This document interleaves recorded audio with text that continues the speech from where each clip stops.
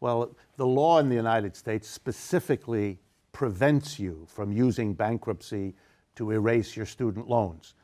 Bankruptcy does allow you to erase other kinds of debts if you can't pay them, but the student loan system was set up to prevent that. So students are in a very specially bad place by virtue of this. We've never before done this. In our history as a nation, we've never before required college students to take anything remotely like this level of debt.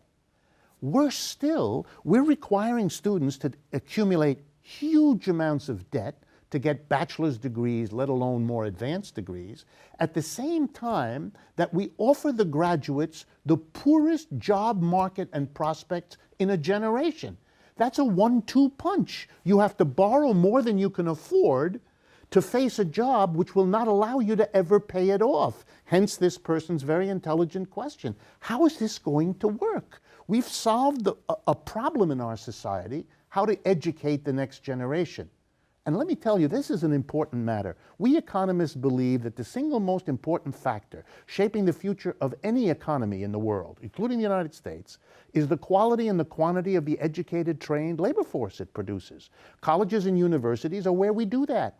If we're crippling an entire generation with debts they cannot support and jobs that will not encourage them to continue in their studies, we are, as a nation, shooting ourselves in the foot going forward. It's a demonstration of the dysfunctionality of our system. And then the question comes, could we forgive the students' debts? Well, it's an interesting idea, but how then do you go to the people who can't afford their credit card debts or their home debts or their mortgage debts? They're all hurting, and the students have a special claim. I give them that, and we need those students. I understand it.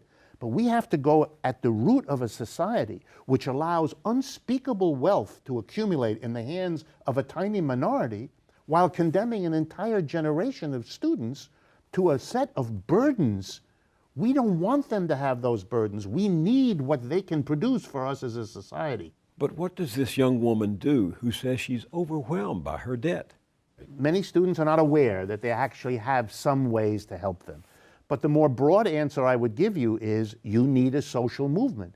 If there were masses of students saying this is intolerable and saying it loudly and saying it publicly, peacefully for sure, but making it clear, then the powers that be would begin to realize that there are millions of students, upward of 15, 16 million people go to colleges and universities in the United States.